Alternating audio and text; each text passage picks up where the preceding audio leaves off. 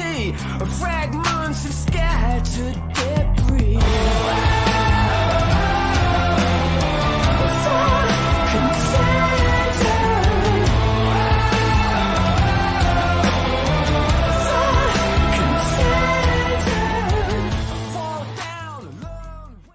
Bon, rebonsoir.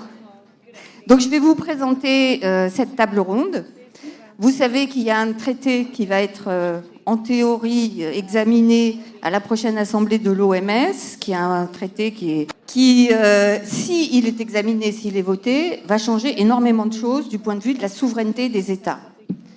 Donc, pour cette table ronde, je vais vous présenter donc d'abord. Je vais vous présenter en gros en quoi consistent les changements de traité, avec un petit PowerPoint très rapide. Ensuite, vous allez avoir maître Philippe Cruz, qui vient de Zurich, qui a fait un travail phénoménal en Suisse et dans le monde, qui va nous expliquer ce qui va se passer et ce qui risque de se passer. Et puis, vous avez Reggie Littlejohn, qui vient des États-Unis, qui est avocate et qui fait un peu une petite tournée mondiale pour essayer de mobiliser les États pour qu'ils ne votent pas ce traité scélérat.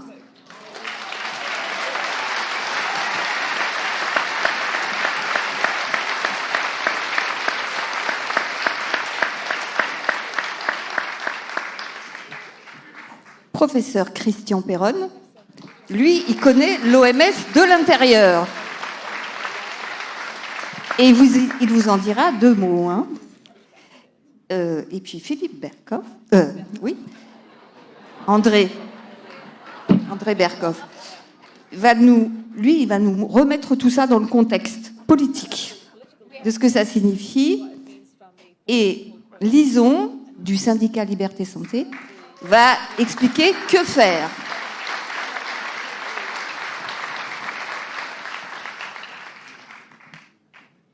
Donc là, j'ai repris une vidéo. Je vais aller vite. D'accord. Et ça le met là ? Voilà.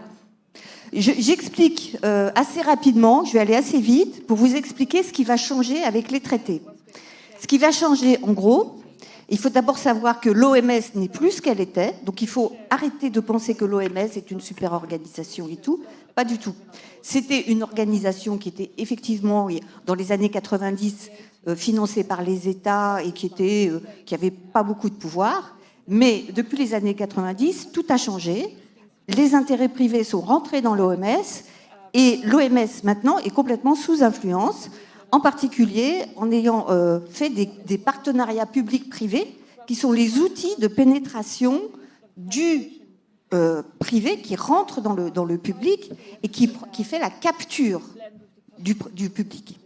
Et ça s'appelle les partenariats publics-privés. C'est par cet outil que Bill Gates et les autres prennent possession de l'OMS et ensuite appliquent leur politique de santé. C'est eux qui appliquent la politique de santé, c'est plus le public. Donc je vais aller plus vite. Ça, c'est un autre organe qui s'appelle le GPMB, qui est encore au-dessus de l'OMS, et c'est eux qui ont dit, voilà, maintenant, les prochains traités, il faut qu'il y ait ça, ça, ça et ça, et c'est eux qui fournissent clé en main les textes juridiques qui sont ensuite envoyés à l'OMS. Et l'OMS, après, ils les donnent aux États et ils disent présentez ça, présentez tel amendement, et des petits États qui n'ont même pas 10 000 habitants, eux, ils présentent des amendements comme s'ils avaient réfléchi à tout, alors qu'on l'a juste fourni clé en main le traité. Ça, c'est pour vous dire que l'OMS, qui finance l'OMS, donc vous voyez tout de suite en haut, c'est l'Allemagne, en dessous, la fondation Bill et Melinda Gates, donc Bill Gates, vous voyez, encore au-dessus, la Grande-Bretagne. Donc Bill Gates, il finance plus que la Grande-Bretagne, d'accord ? En dessous, vous avez la Commission européenne qui elle-même reçoit de l'argent de Bill Gates, ok ? Bon. Et en dessous encore, vous avez les États-Unis.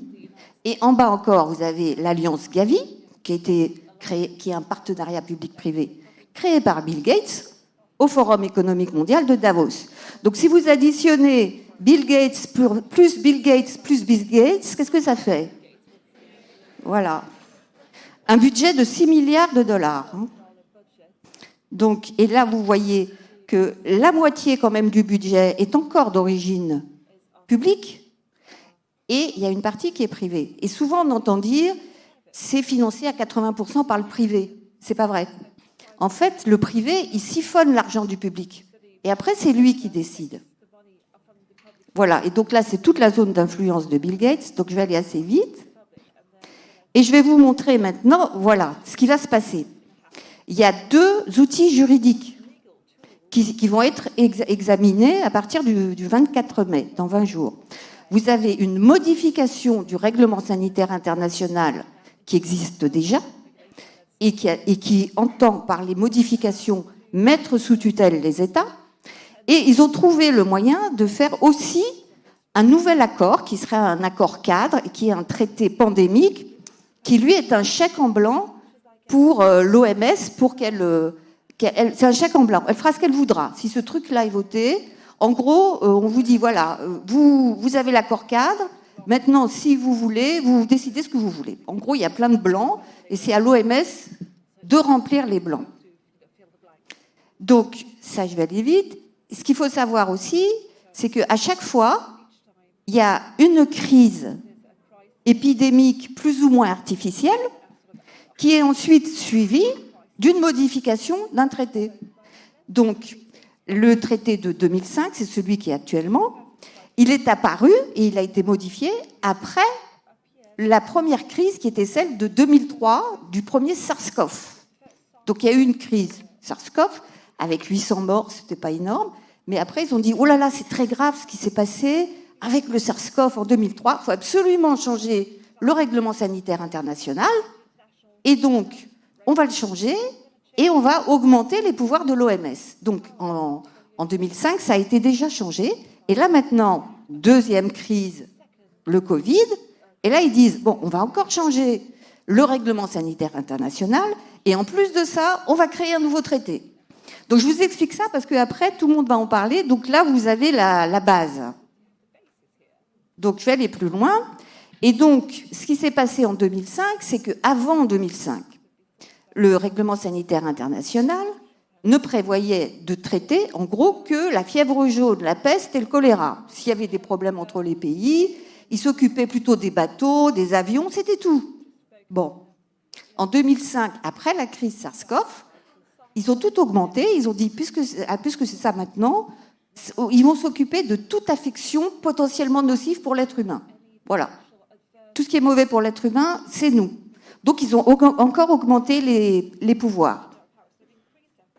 Et puis maintenant, avec les nouveaux traités, les 2 nouveaux traités, tout ce qu'ils veulent faire maintenant, c'est que les affections qui concernent les êtres humains, c'est pas suffisant. Donc, les nouveaux traités maintenant, ça va concerner les êtres humains, mais les animaux, mais les plantes, mais les écosystèmes, et puis ça va concerner aussi l'information, la liberté d'information, ça va concerner les systèmes de santé, les produits de santé, y compris les produits OGM, comme les vaccins. Bref, ça va concerner la totalité de la planète, et à l'OMS, ils appellent ça la santé unique, une seule santé. Voilà. Monoforme, quoi. La monoculture de la santé. Donc c'est un concept totalitaire, je ne vais pas aller plus loin, mais dans ces nouveaux traités, en fait, ils décident que le temps est désormais découpé en pandémie, interpandémie, pandémie, interpandémie. Donc il y a pré-pandémie, pandémie, post-pandémie, interpandémie et rebelote. Alors voilà, ce qui va se passer, c'est qu'avant, vous aviez les États qui étaient souverains et qui étaient au-dessus, vous voyez, avant, ils étaient au-dessus, puis il y avait l'OMS en dessous. Si ces traités entrent en vigueur, c'est l'OMS qui sera au-dessus, qui dirigera, et ensuite les États seront en dessous. Ils devront créer des autorités dans chaque État qui devra appliquer les décisions de l'OMS et qui devra faire du reporting. Ils appellent ça le reporting, c'est-à-dire de la surveillance de la bonne application. Et au besoin, il y aura des sanctions. Les États ne sont plus appelés des États dans le nouveau traité, ils sont appelés des parties. Et voilà ce qu'ils vont créer. Si l'accord, ça c'est le deuxième, le traité est voté, il y aura donc une nouvelle assemblée et il y aura surtout un bureau secrétariat qui sera l'organe permanent. Il y aura 6 personnes en gros. Et ce bureau, c'est un bureau politique, c'est le politburo. C'est lui qui décidera tout, parce que l'Assemblée, elle se réunira une fois par an, on leur demandera rien, mais par contre, le bureau politique, lui, il va diriger et il sera aux mains du directeur de l'OMS qui s'appelle Tedros Ghebreyesus, qui lui-même est l'ancien salarié de Bill Gates. Donc, eux, ils vont diriger, c'est un embryon de gouvernement mondial, un embryon. Donc, on va arrêter, je vais aller plus loin. Voilà, il faut savoir que l'OMS ne déclare pas une pandémie. L'OMS déclare une urgence de santé publique de portée internationale.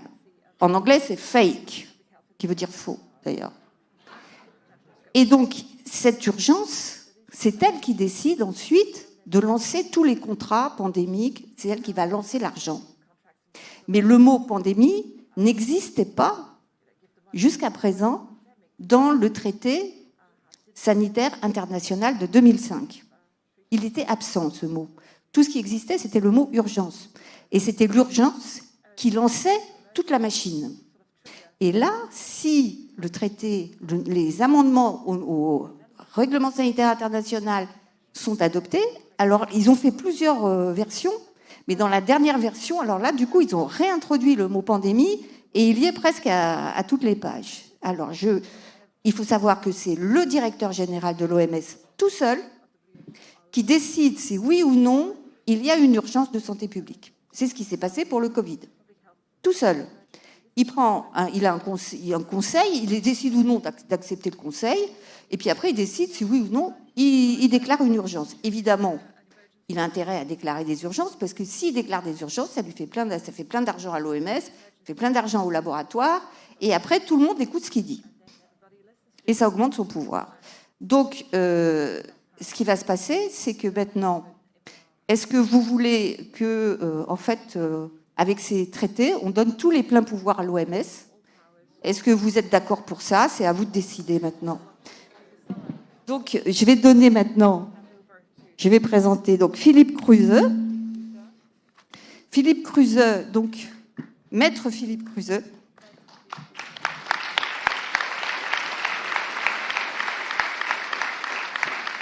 Qui a fait un travail phénoménal en Suisse. Il a une équipe de 20 juristes qui travaillent avec lui.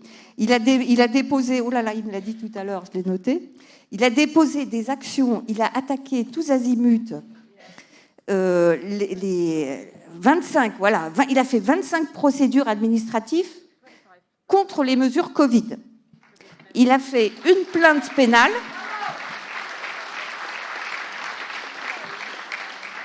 Qui a été mise à jour, et il attaque Swissmedic, qui est l'équivalent de l'Agence nationale du médicament, l'ANSM en France. Voilà. Et l'équivalent de la FDA, de l'EMA et donc de l'ANSM.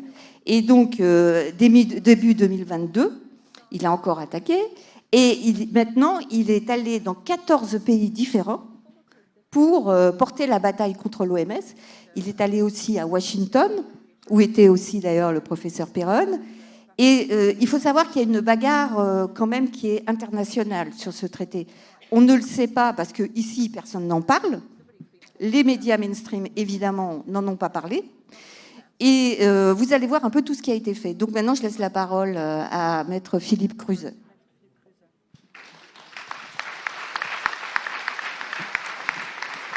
Merci beaucoup pour cette introduction très aimable et encore une fois, c'est un très grand honneur pour moi d'être ici.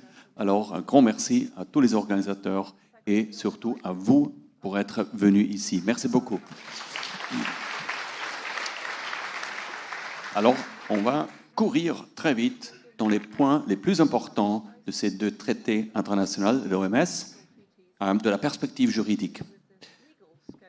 Pour ceux qui n'ont pas eu la possibilité de prendre une photo de la source où on va trouver la plainte pénale contre Swissmedic, c'est ici.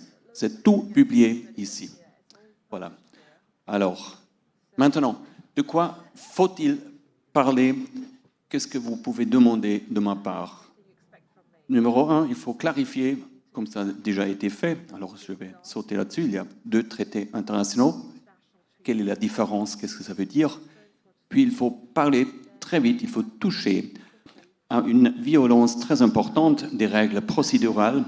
Numéro 3, il faut formuler une position de nous, des peuples. Nous sommes les adressants de ces deux traités internationaux. Qu'est-ce que nous voulons et qu'est-ce que vous ne voulons pas?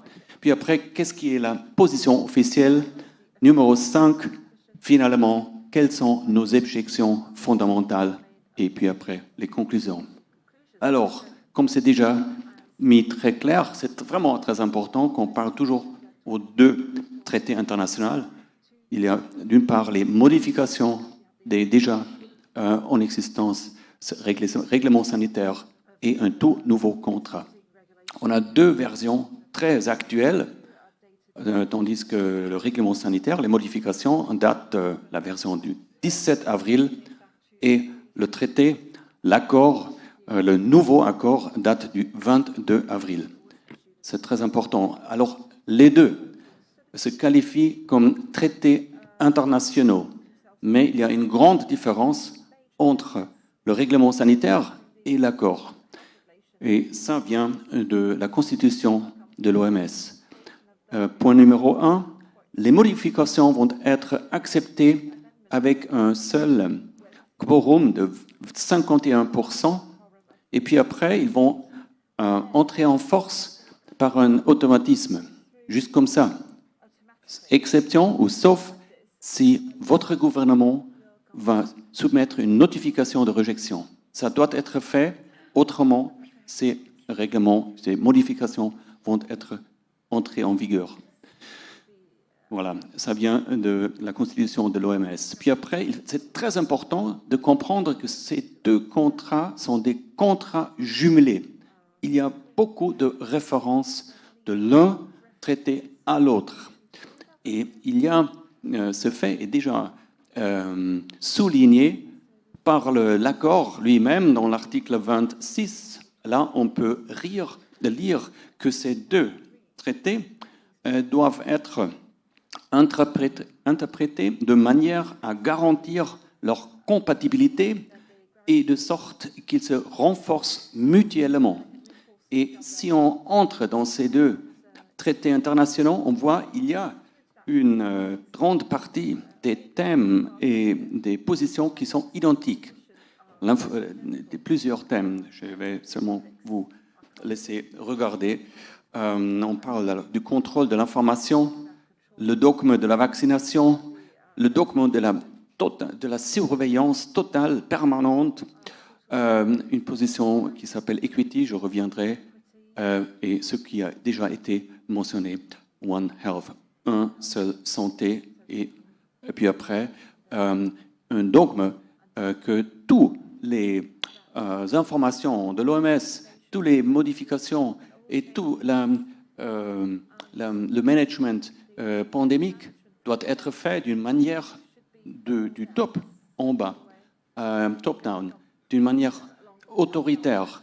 Et cette notion est, on l'a dit, all of government, all of society approach. C'est le même dans tous les deux contrats. Voilà, ici vous voyez, dans cette Assemblée nationale qui va suivre dans quelques semaines, alors comme j'ai dit, il faut qu'une majorité, 51%, pour les régulations, tandis que l'accord pandémie, là, il faut une 2/3 majorité. Là, déjà, il faut intervenir comme population, comme des juristes. Il faut dire stop, stop, ça ne peut pas du tout être accepté. Pourquoi? Parce que dans le règlement sanitaire qui existe déjà, dans la version de 2005, on peut lire dans l'article 55, paragraphe 2, que le texte, chaque texte d'amendement doit être communiqué à tous les États partis au moins 4 mois en avant de l'Assemblée générale. 4 mois en avant, est-ce qu'on est là? Non, pas du tout, parce que la version finale qu'on peut considérer comme base pour ce vote nous est à disposition seulement depuis le 17 avril. Alors, il y a eu plusieurs interventions internationales, entre autres cette agence Global Health Responsibility Agency sous Sylvia Berendt. Ils ont écrit directement au directeur général une lettre ouverte. Ils ont bien expliqué pourquoi ça ne va pas du tout. C'est contre la loi de l'OMS elle-même de voter maintenant. S'il vous plaît, utilisez ces informations et fournissez ces informations à vos représentants politiques. Quelles sont nos positions qu'il faut formuler après une période tellement scandaleuse de 4 ans? Il faut aussi lever nos voix. Alors, numéro 1, la première exigence, on ne veut pas avoir des nouveaux traités sans avoir bien compris les leçons de Covid-19, toutes les leçons qu'on discute permanentes ici dans vos cercles, dans mes cercles aussi. Les leçons en ce qui concerne les recommandations du PCR, aussi la permanente prolongation de cette urgence de public santé, aussi la recommandation get vaccinated. Sounds like an order. Et puis aussi, c'est déjà maintenant sur le site de l'OMS, cette idée, vraiment ce dogme de infodémique. C'est pas seulement dans les contrats, mais c'est déjà la réalité, comme nous savons tous.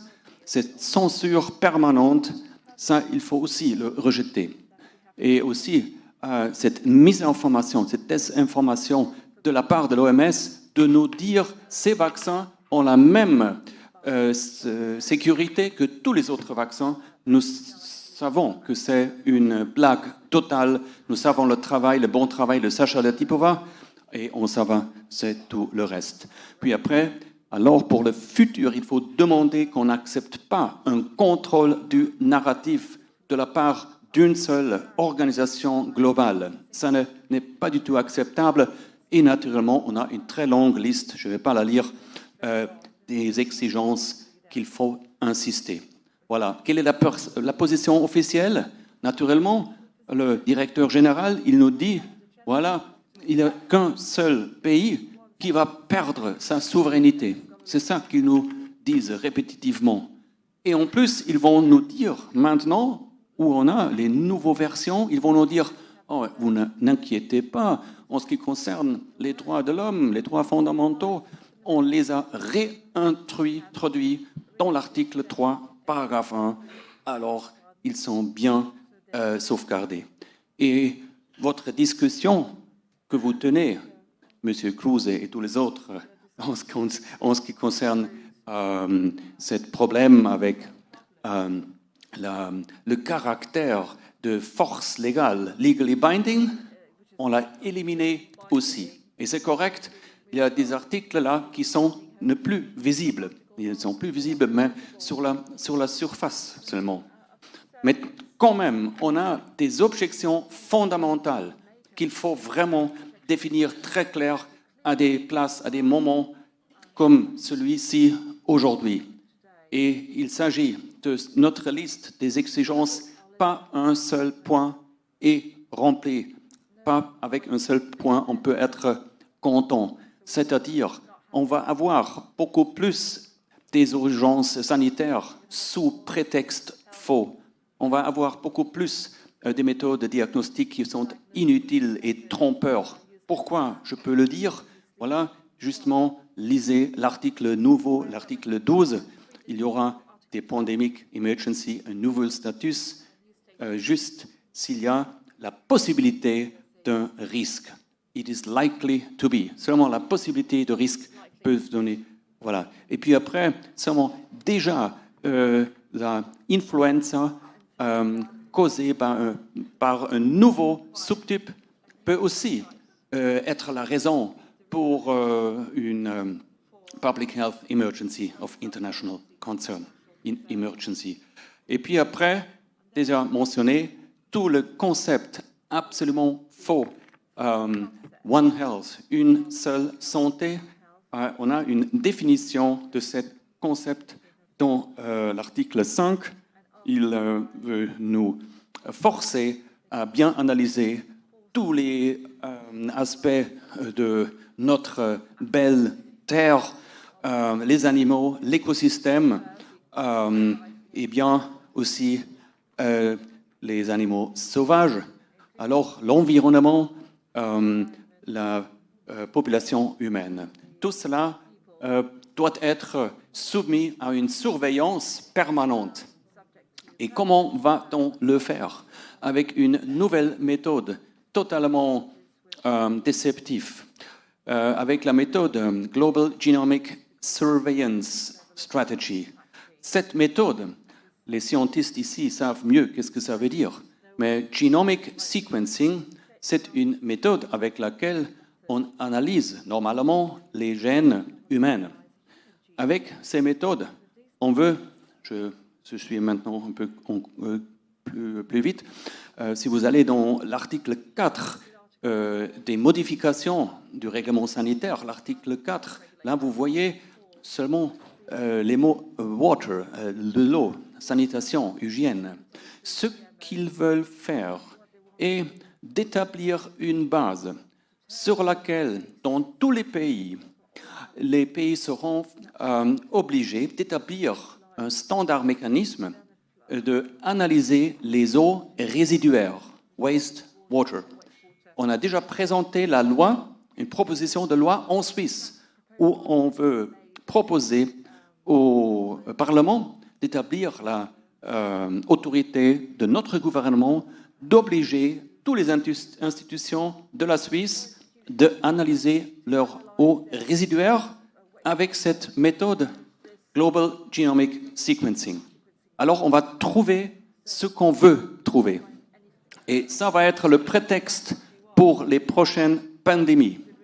Ça va être le premier signal pour déclencher la prochaine chaîne de réaction.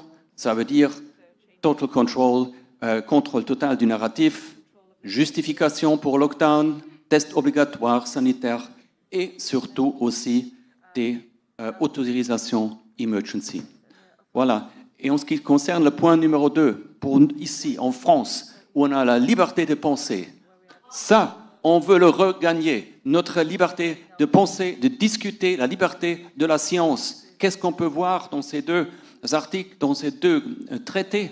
Voilà, consultez l'article 18. Dans les dernières versions, c'était très très clair ce qu'ils voulaient faire.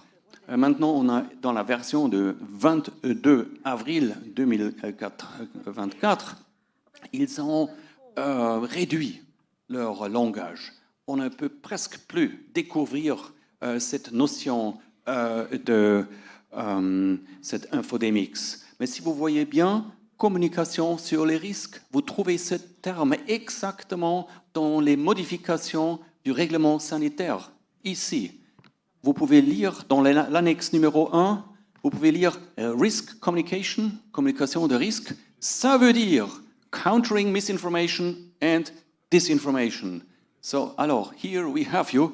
Et comme j'ai déjà dit, sur le site de la l'OMS, il y a partout des références au terme infodemics. Pardon? Oui. Et puis, je voulais dire, did you want to say something? No, I don't. The translator asked me to raise my hand if I'm listening to her. Oh, very good. OK, très bien. Ça marche avec the translator. Excellent.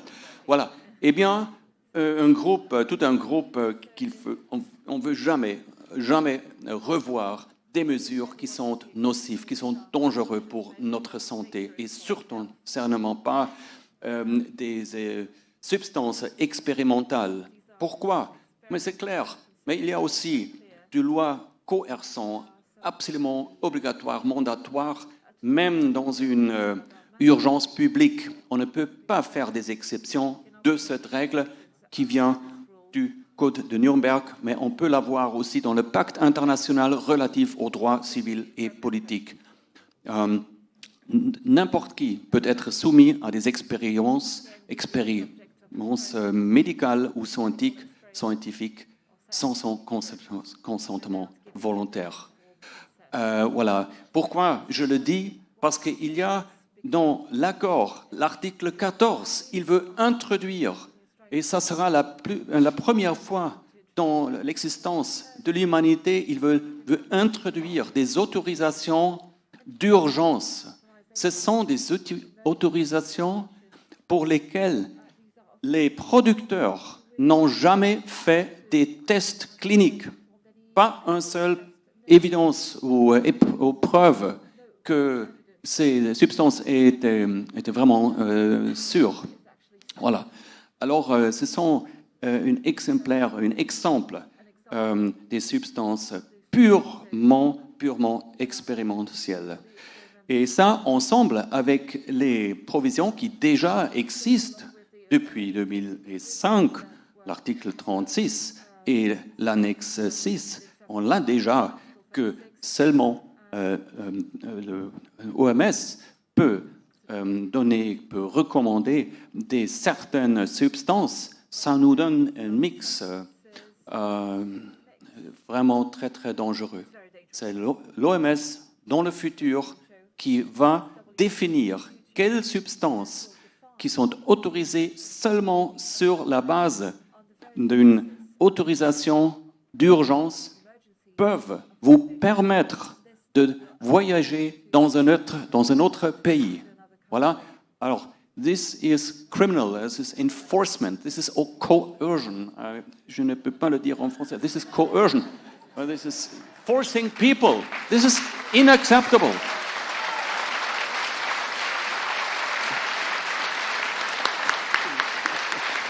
Et puis, voilà.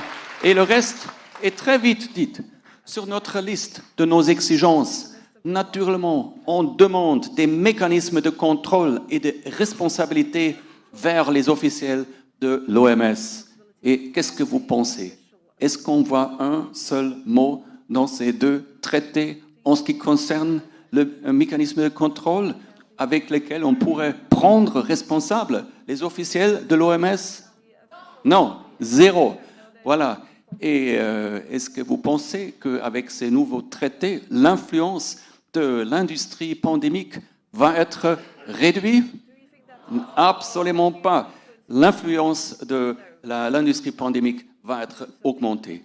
Et si, avec un système comme ça, où les juges doivent mettre comme base de leur jugement les informations qui viennent de l'OMS. C'est les informations qui viennent de l'OMS. Ils ne sont pas autorisés de regarder à gauche et de regarder à la droite. Seulement les informations de l'OMS. Est-ce qu'ils peuvent protéger les droits de l'homme? C'est impossible. Même si vous écrivez sur chaque page, les droits de l'homme doivent être protégés 5 fois. Ça va être impossible. Voilà, ça c'est la situation. Alors les conclusions, la réalité, tous les deux traités, on n'a pas pris les leçons de Covid-19. On va voir le contrôle totalitaire du narratif continuer dans perpétuité. Eh bien, tous nos points détaillés dans notre liste, chacun est absolument pas complet. C'est-à-dire tous les principes fondamentaux de notre Constitution, aussi de votre belle Constitution française, tous les principes fondamentaux sont au risque d'être menacés à n'importe quel moment où le directeur général les veut suspendre. La séparation des pouvoirs, le principe de l'égalité et de proportionnalité, la protection effective des droits de l'homme et tout le reste aussi. Voilà. Alors, conclusion, Les deux traités OMS donnent à l'OMS le pouvoir de déactiver tous les principes fondamentaux de nos constitutions, de déactiver la capacité de jugement de notre gouvernement et la plupart des gens aussi, et ils vont déactiver la capacité de protéger la population contre les médications dangereuses. Et ça, c'est vraiment très, très grave. Voilà, alors on va avoir beaucoup plus de pandémies. Ça touche au sein de la souveraineté et ça doit nécessairement déclencher un débat.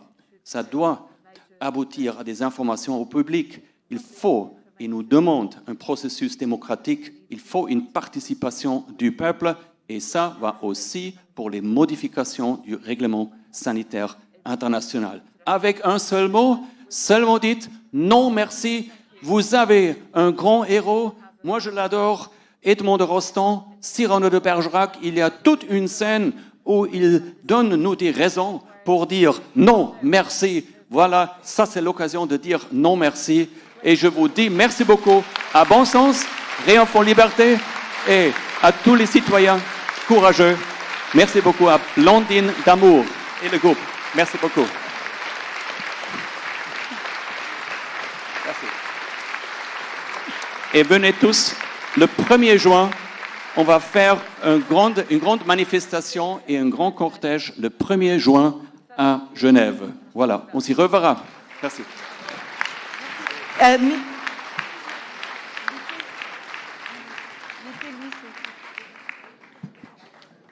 Merci Philippe Kruse. C'était un exposé très brillant. Vous avez ici l'avocat qui est le plus pointu au niveau mondial sur la connaissance de ce traité. Il vous a fait un résumé magistral.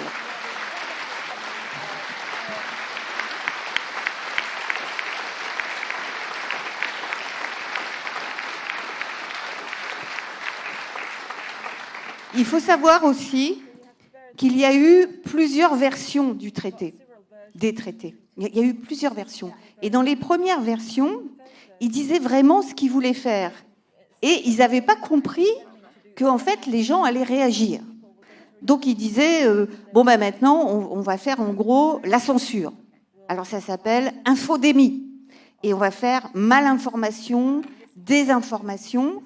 Et donc, tous ceux qui font de l'infodémie, il faut les mettre en prison presque, hein, mais sont exemptés de l'infodémie. Il y a ceux qu'on ne peut jamais accuser d'infodémie, c'est l'OMS et les gouvernements. Donc voilà, c'est écrit dans les textes. Hein. Et donc, ils ont décidé aussi, dans tous ces textes, hein, que les pandémies, c'est eux qui les déclareraient, et qu'on pourrait déclarer une urgence sanitaire pour tout, donc y compris en raison du climat. Donc vous aurez des urgences sanitaires climat qui seront décrétées en fonction, par exemple, du niveau de CO2. Donc s'ils décident qu'il y a tel niveau de CO2, urgence sanitaire, donc pandémie. Donc la notion de pandémie, elle est maintenant à toutes les sauces et à toutes les pages sur ce traité. Et donc maintenant, Tedros Ghebreyesus, qui est le directeur, il a vu le tollé. Il y a eu un tollé. Quand ils ont dit vraiment ce qu'ils comptaient faire, il y a eu un tollé international. Donc maintenant, qu'est-ce qu'ils ont fait? Ils ont fait marche arrière. Ils ont retiré certains mots qui pouvaient gêner. Ils les ont cachés. Et maintenant, ils ont décidé quoi? Ils ont dit, on va mettre dans les principes. Par exemple, dans les principes, ça ne nous engage pas. Donc, on va dire dans les principes qu'on va respecter les droits de l'homme. Vous voyez, on va les respecter dans les principes. Mais après, dans les articles, quand vous lisez les articles, vous voyez que les États s'engagent à appliquer directement les décisions de l'OMS. Ils s'engagent. Donc si l'OMS dit confinement demain, les États ayant signé sont obligés de suivre. Mais par contre, dans les principes, il va dire, vous inquiétez pas, c'est comme le petit chaperon rouge, vous avez des grandes dents, mais vous inquiétez pas, ça va passer. Hein. Donc maintenant, je vais passer. Donc on annonce dès à présent qu'ils vont dire, Tedros et compagnie, on vous l'annonce tout de suite, parce que ça va arriver sur les réseaux sociaux, et c'est déjà arrivé. On a vu passer ça y est, victoire, ils ont reculé. Pas du tout, pas du tout. Ils vont faire semblant de reculer, que ce soit clair. Et c'est d'ailleurs ce que va nous expliquer aussi Maître Reggie Littlejohn, qui nous vient donc de la région de Baltimore, et qui, elle, est très très consciente aussi aux États-Unis. Ils sont très conscients de ce qui se passe et en fait du fait qu'ils vont vouloir faire semblant de reculer. C'est ça qui nous attend dans les semaines qui viennent. Donc je passe maintenant la parole à Maître Reggie Littlejohn.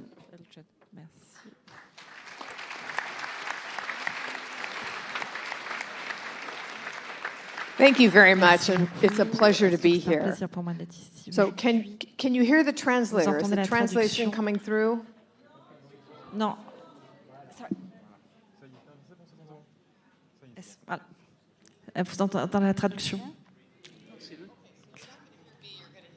Vous allez attendre la traducteur, vous n'allez pas m'entendre. Donc merci beaucoup de m'avoir accueilli ici aujourd'hui. Je suis enchantée d'être ici aujourd'hui. C'est un véritable honneur de partager un panel avec des panélistes aussi impressionnants. J'aimerais vous dire que maintenant, on doit faire face à une menace existentielle par rapport à notre souveraineté nationale et les libertés personnelles. Et si on ne résiste pas maintenant, il va y avoir des pièges que j'appelle un goulag numérique. Et une fois que ce sera mis en place, une fois que le piège se refermera, il n'y aura plus de possibilité de contester et de s'en échapper. Je suis la fondatrice et la présidente de Anti-Global, Anti-Mondialisation Internationale. Et je suis également la fondatrice de mon organisation Women's Rights Without Frontiers. Et dans cette organisation, je lutte contre l'avortement forcé en Chine et j'ai bien pris conscience du totalitarisme à la chinoise. Et je suis très soucieuse quand je vois ce style de totalitarisme. Le modèle chinois est importé dans le monde entier à travers l'OMS dans sa réponse face au Covid-19. À mon avis, l'OMS est l'arme du Parti communiste chinois, des Nations Unies, du Forum économique mondial et d'autres organisations. Et ils souhaitent contrôler le monde à travers l'approche One Health, une seule santé unique. Donc, il y a 2 traités qui vont être soumis au vote le 27 mai et en juin. Et il y a également un 3e instrument, un 3e acte qu'ils vont essayer de faire passer par derrière. Et je veux vraiment vous en preniez conscience. On vient d'avoir les ébauches de ces 2 traités en avril, mais les comités ne cessent de les négocier. Et on va certainement avoir d'autres ébauches, peut-être la semaine prochaine, d'autres projets. Donc on était seulement à quelques jours du vote. Et comme mon homologue l'a dit, il y a l'article 55 qui exige que tous les amendements dans les réglementations sanitaires internationales soient révélés au monde entier 4 mois à l'avance. Donc voter une réglementation, ce vote serait donc illégal et caduque. Donc là, en fait, l'organisation internationale est en train ne respecte pas ses propres règles et voter pour un traité pandémie, ce serait illégal puisque finalement, ça va interférer avec les accords de pandémie. Donc, dans les traités pandémie, il y a l'approche One Health, une santé, article 5. Est-ce qu'on peut l'avoir à l'écran? L'approche Une santé One Health, selon le chapitre 1, indique que l'approche One Health signifie une approche unifiée intégrée pour durablement équilibrer et optimiser la santé des personnes, des animaux et des écosystèmes. Qu'est-ce que ça signifie? Ça signifie quoi? Équilibrer la santé des personnes, des animaux et des écosystèmes, ça signifie que les personnes ne sont plus la priorité. Nos intérêts sont au-dessus de ceux des animaux, des plantes. Donc, en gros, c'est ce qu'on appelle une équité écologique, c'est ce qu'on dit. ce qui est indiqué dans le Lancet, le 23 janvier 2023, le Lancet a publié un article qui s'appelle One Health, qui demande l'équité écologique, et je cite, les conséquences montrent une perspective changeante, révolutionnaire. Toutes les vies sont égales et ont les mêmes inquiétudes. Ça signifie que ma vie, votre vie, la vie de nos enfants, la vie de nos parents, de ceux que nous aimons, sont égales. Et il y a une inquiétude égale, égalitaire par rapport à un rat ou à un charançon. Donc c'est vraiment un changement majeur dans l'approche, c'est radical. À travers One Health, la santé, si cela passe, eh bien, l'OMS aura le contrôle sur tous les aspects de la vie sur Terre. Comment est-ce qu'ils vont mettre ça en place ? Ils vont pas nous expliquer comment, puisque dans le traité sur la pandémie, ils précisent que l'approche en santé doit être un acte qui tient compte de la réglementation internationale sanitaire. Donc, si vous votez pour l'accord pandémie, qui ne précise pas comment ils vont mettre ça à exécution, donc vous laissez un autre groupe qui va en rajouter des définitions plus tard à cela. L'article 4 de l'accord sur la pandémie s'appelle la prévention de la pandémie et surveillance de la santé publique. Chaque nation doit développer un système de surveillance de santé publique pour pouvoir surveiller les humains, les plantes, les animaux et aussi les systèmes d'eau et les eaux usées.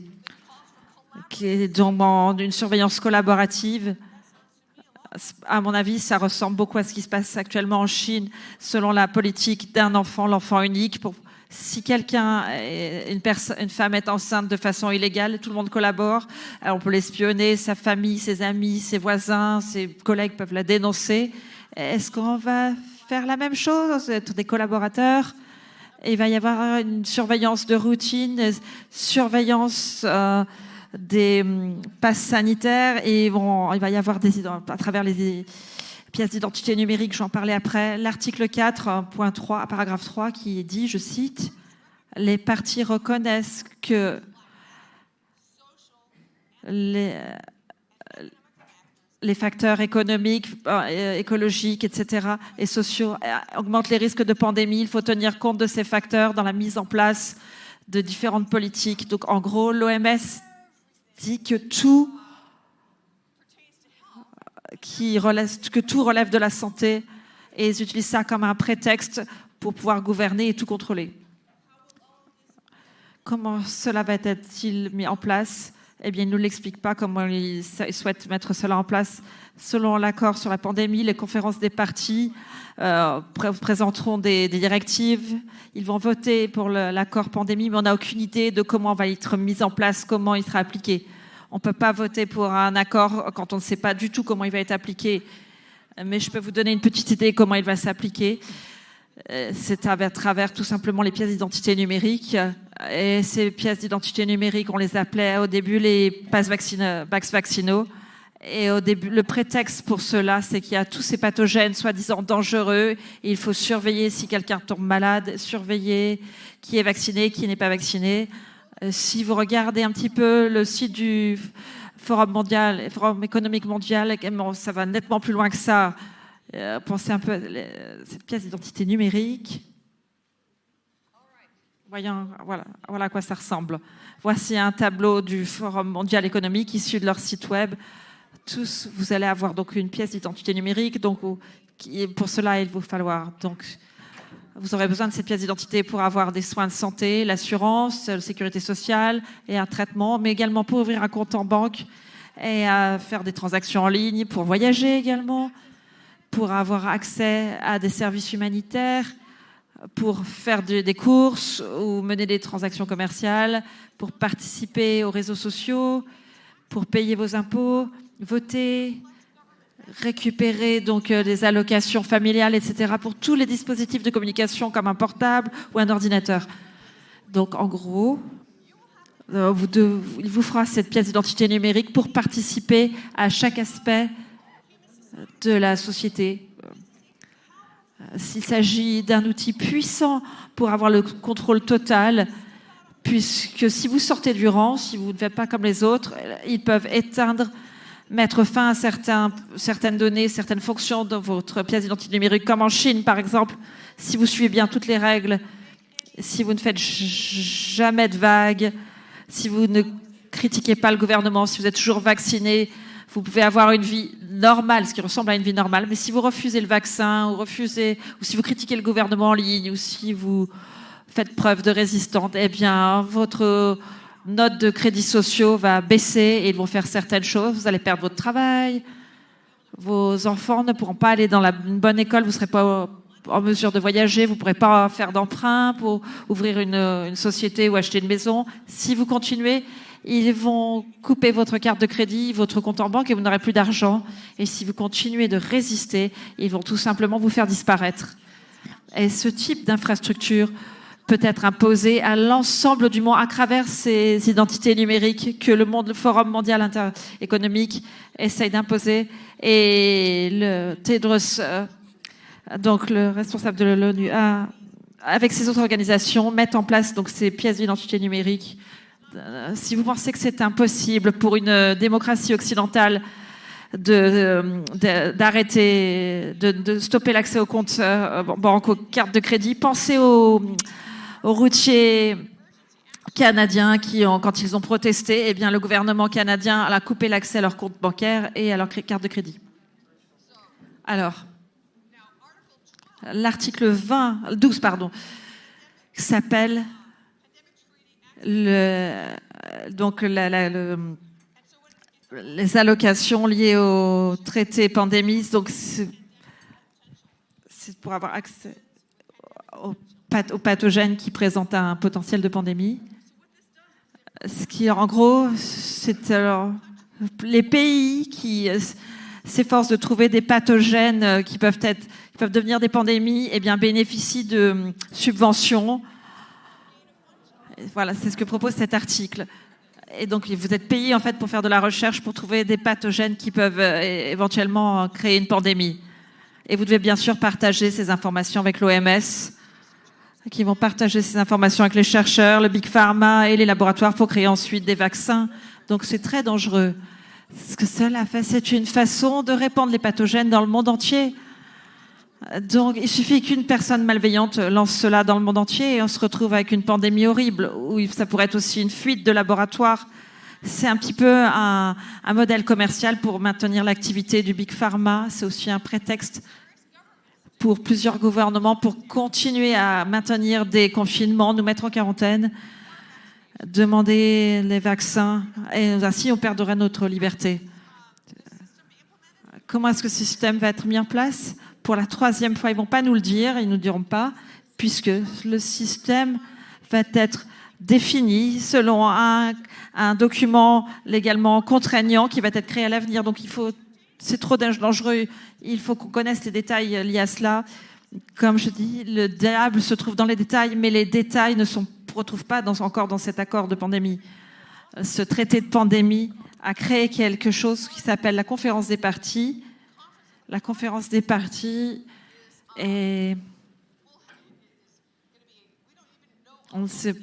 On n'a pas tous les détails d'ailleurs sur cette conférence des parties. Une chose qui m'inquiète beaucoup par rapport à cela, c'est que selon l'article 29, la conférence des parties aura l'autorité pour modifier les traités pandémie.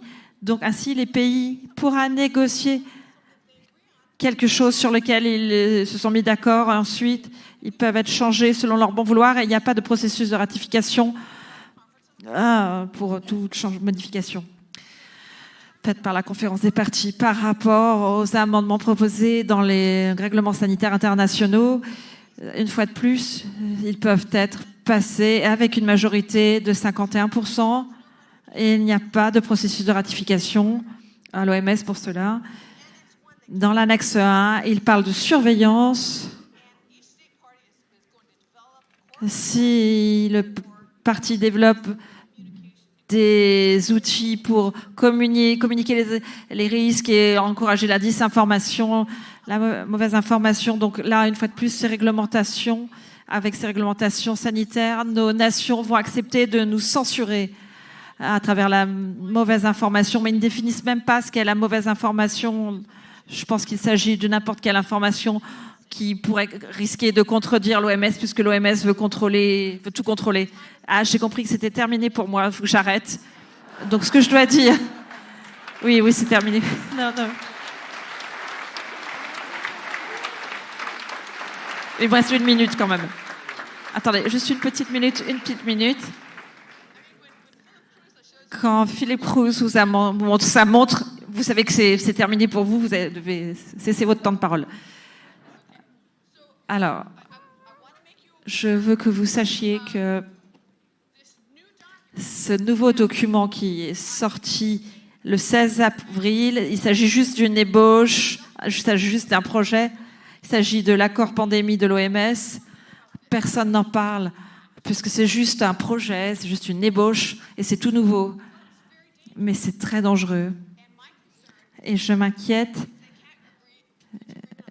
Et s'ils n'arrivent pas à trouver un accord, eh bien, ils vont s'accorder sur cette résolution, cette ébauche, ce projet qui propose 4 comités pour déterminer comment ils vont fonctionner. Le comité E, c'est pour les urgences. Ils vont mettre en place la conférence des parties et établir un groupe de travail pour ébaucher les détails par rapport aux actifs publics et sécurité sociale et selon l'approche One Health. Pourquoi ils ont besoin de groupes de travail? Ils ont déjà des groupes de travaux. Ils ont besoin de nouveaux groupes de travaux parce que Tedros veut faire venir ses amis, veut choisir ses amis, ceux qui ne vont pas résister, ceux qui sont plus passifs. C'est un peu controverse. Ils veulent créer des comités. Et ceux qui vont résister, bien sûr, ne vont pas se retrouver sur ces comités. Ce qu'on va faire, il faut résister. Aux États-Unis, 49% des sénateurs ont signé un courrier au président Biden pour lui dire c'est négatif de voter à cette assemblée, car selon l'article 55, toutes ces choses, la version finale aurait dû être soumise au Forum mondial il y a 4 mois plus tard. C'est trop compliqué, c'est trop important, donc ce vote ne peut pas être autorisé. Donc je vous encourage tous à contacter votre représentant politique pour leur demander d'écrire une lettre à votre président de la même type de lettre. Merci. Je m'arrête là. Merci. Merci, Reggie.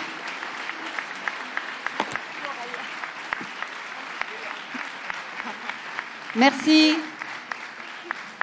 Merci, Reggie, Little John, qui ils sont très, très, très pointus. Ils regardent tous les documents. Ça sort tous les jours. L'OMS change les documents tous les jours.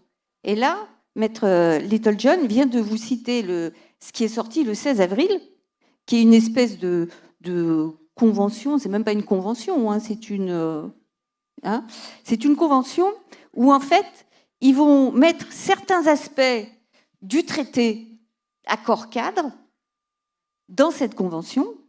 Et ensuite, ils ont changé encore le règlement sanitaire international. Il est tout à fait possible qu'ils retirent le traité, l'accord cadre pandémique, donc l'un des deux. C'est tout à fait possible qu'ils le retirent au dernier moment, mais ils auront tout transvasé dans les autres traités. Donc, méfiez-vous, si jamais, ils disent « Oh, ça y est, on a abandonné le traité pandémique ». Ce sera faux parce que tout aura été transvasé. D'après ce qu'on comprend, c'est un petit peu ce qui se décide, mais on ne peut pas l'affirmer, évidemment. Donc maintenant, mais il y a beaucoup de duplicité et de ruse. Il faut, voilà. Donc, et s'il y a quelqu'un qui en sait quelque chose, c'est le professeur Perron, parce que lui, il connaît l'OMS de l'intérieur. Bonsoir.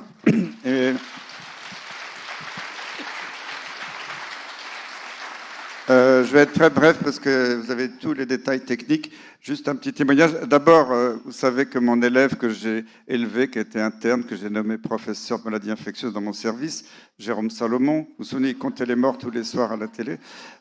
C'est lui qui est le directeur adjoint de l'OMS auprès de Tedros pour ce traité. Donc, je m'en suis désolé, vous voyez, c'est comme ça. Faut pas m'en vouloir. Mais, alors, juste un témoignage de 2 minutes sur l'OMS. Il y a quelques années, j'avais été recruté quand je présidais le comité des vaccinations en France pour être membre du groupe d'experts européens. C'est la grande Europe de l'OMS qui inclut tous les pays de non-Union européenne de l'Europe de l'Est, du Nord, la Russie, toutes les républiques russophones d'Asie centrale, la Turquie et Israël. C'est une très très grande Europe. Et j'ai été très rapidement promu vice-président de ce groupe. Je suis resté plusieurs années vice-président, donc je connais tout de l'intérieur. J'ai vu comment la fondation, la Gavi, qui est l'Alliance pour les vaccins de Bill Gates, a colonisé progressivement l'OMS en quelques années. J'ai vu le nombre d'intervenants partout. Dans le groupe d'experts européens, l'industrie pharmaceutique n'était pas présente, mais dans le groupe mondial, ils étaient partout, il y avait des lobbyistes. Et quand la fondation Gavi est chargée de promouvoir des vaccinations, Bill Gates donne des fonds, mais après, il touche beaucoup plus en retour, puisque en fait, les vaccins sont vendus. Je ne peux pas vous donner tous les... Mais j'ai assisté à des réunions très techniques financières organisées par la fondation de Bill Gates dans plusieurs pays. C'est très bien rodé sur le plan financier, mais Bill Gates, il s'enrichit toujours dans l'affaire. Donc voilà. Bon, je vais terminer avec ça pour vous montrer que cette OMS est sous contrôle total. Quand vous additionnez Bill Gates, Gavi, etc., c'est lui le premier financier et c'est lui qui, en retour, va, après toutes les ventes des produits de santé dans le monde, va gagner le plus d'argent. Donc il est évident qu'il y a une collusion et que je dirais maintenant l'OMS est devenue la succursale de Bill Gates. Alors c'est une très noble institution après la guerre. C'était les États qui finançaient. Maintenant, c'est devenu une entreprise de promotion d'intérêts privés financiers. Et c'est pour ça qu'ils veulent mettre l'OMS au-dessus des États. Et je ne vais pas rentrer dans le détail parce que vous savez déjà tout. Et voilà, je vous remercie.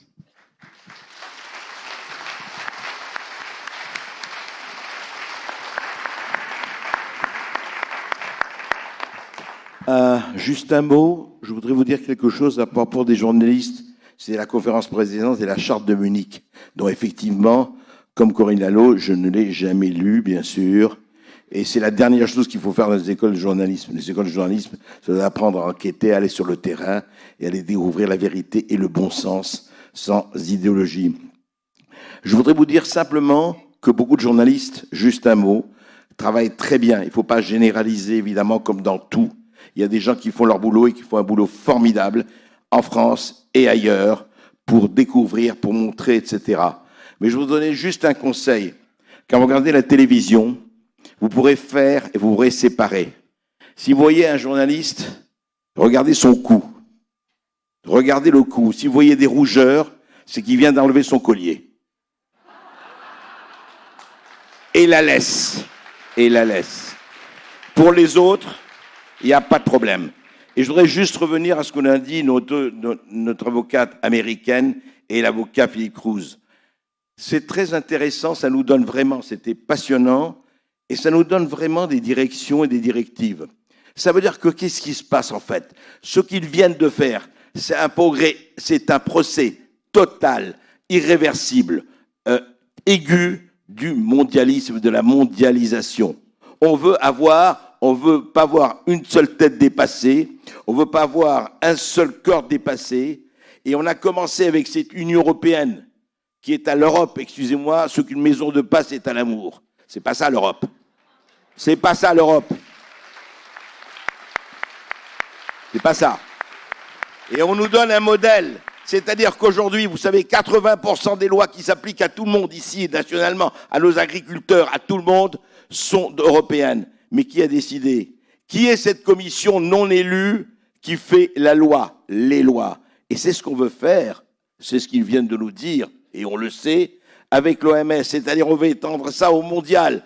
On veut faire de nous des créatures absolument transparentes, chosifiées, avec crédit social, avec l'identité numérique, etc. C'est-à-dire, attention, soyez bien en rang. Vous savez, hein, toutes les prophéties d'Orwell et d'Aldous Huxley et compagnie veulent se faire réaliser par des gens qui pensent que c'est pour notre bien. Je reviens à ça. Et ce qui est extraordinaire, c'est qu'il faut vraiment espérer que les nations, que les gouvernements, que les nations se rebellent. C'est-à-dire que nos gouvernements, il faut faire pression absolument sur eux pour qu'on ne se transforme pas en pâte à modeler. Parce que ce qu'on veut faire de notre monde, c'est un monde de pâte à modeler, et j'espère que ça n'arrivera jamais.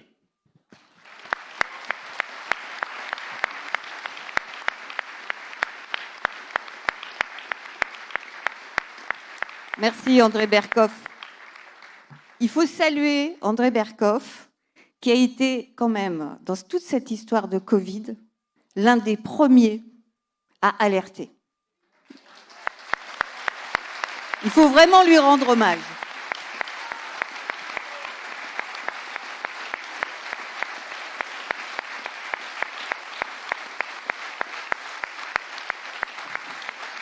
Et il n'y en a pas eu beaucoup, hein. Il n'y en a pas eu beaucoup, hein.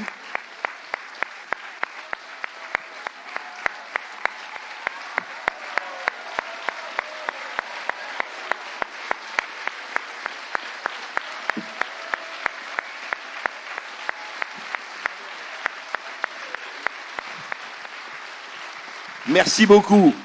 Mais je dirais que tous ceux qui travaillent ici, tous ceux qu'on a écoutés, eh bien, c'est très important. Vous savez, on est tous, chacun à sa manière et à son niveau, fait son boulot. Et le problème, c'est que chacun d'entre nous, vous dites, oui, mais moi, qu'est-ce que je peux faire? Si, vous pouvez faire. C'est la chose la plus importante. Le pas au-delà, le pas de côté. Merci.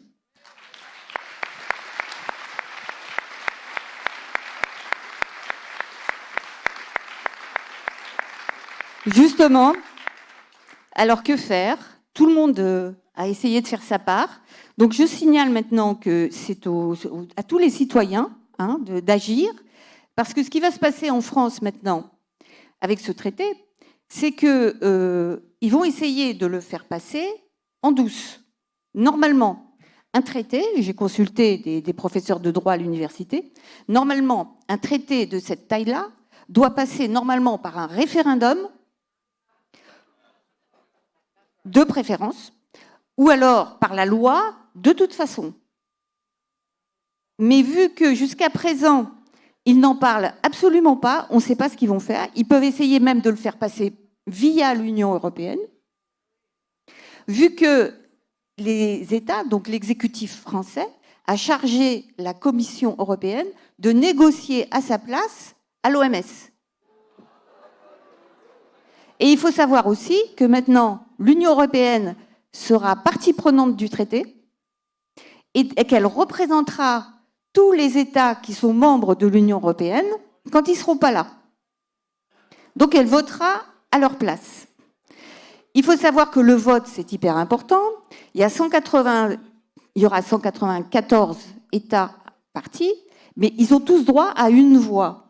Ce qui fait que vous avez une île, Tuvalu, qui a même pas 10 000 habitants, qui a autant de valeur sur le plan du vote qu'un pays qui a 1 milliard d'habitants.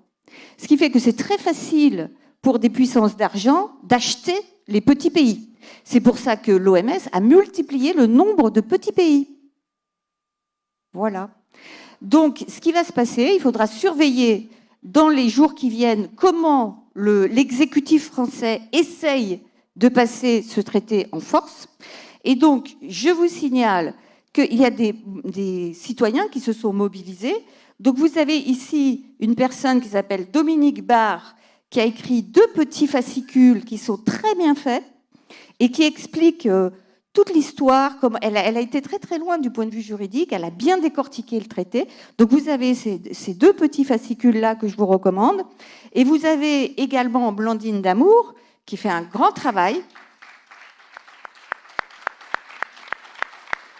Et donc, ils ont fait aussi une pétition. Donc, vous pouvez signer la pétition.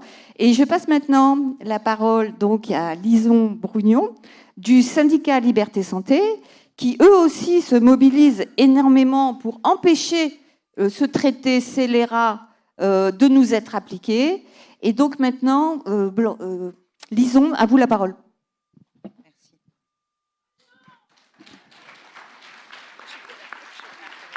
Merci Corinne.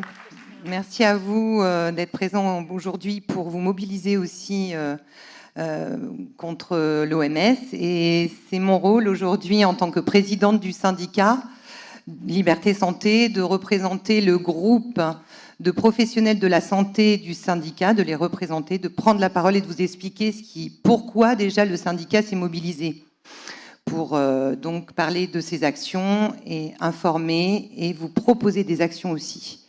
Pour ceux qui ne le connaissent pas, je ferai bref, mais le syndicat Liberté Santé s'est créé dans le contexte de la loi du 5 août qui empêchait les professionnels de la santé et assimilés de continuer à travailler s'ils ne se soumettaient pas à l'obligation vaccinale Covid-19. Donc bien entendu, quand nous avons été alertés par les avocats qui travaillent avec nous depuis 2 ans que le traité pandémie allait être voté fin mai, le syndicat et tout un groupe de professionnels de santé s'est mobilisé car nous souhaitons que cette loi reste exceptionnelle. Nous ne souhaitons pas qu'elle devienne une norme. C'est ce que nous avons pensé lorsque la loi a été passée. Et plus le temps avance, oui, la loi est suspendue, mais elle n'a pas été abrogée.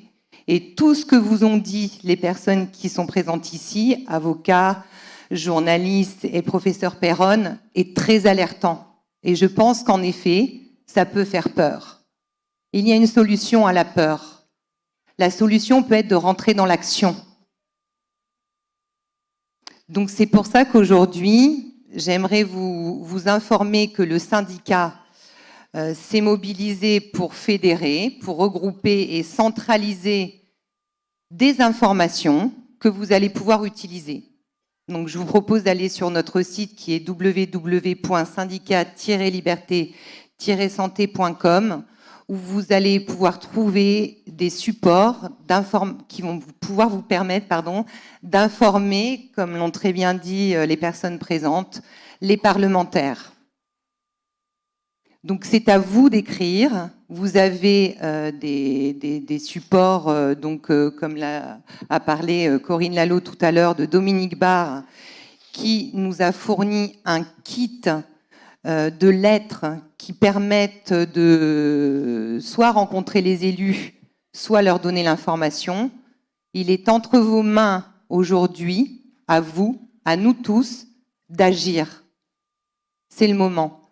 Et c'est pour ça que le syndicat, en tant que professionnel de la santé et assimilé, s'est mobilisé pour fédérer, je répète, centraliser cette information que vous allez pouvoir utiliser.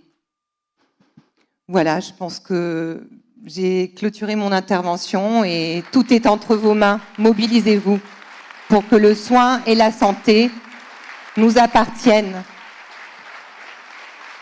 C'est à nous de conserver notre totale souveraineté en matière de santé.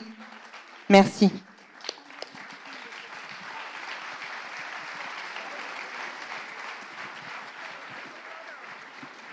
Merci, merci à tous nos intervenants. Merci surtout à ceux qui sont venus de loin. Reggie Littlejohn et puis Philippe Kruse. Merci aussi à tous les Français qui sont là aussi. Merci à tout le monde.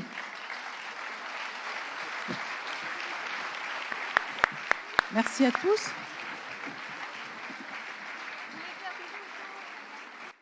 Alors, juste avant que Corinne Reverbel de Bon Sens vienne vous dire un petit mot, Corinne qui a fait un travail à Chanier, donc pas loin d'ici. Voilà.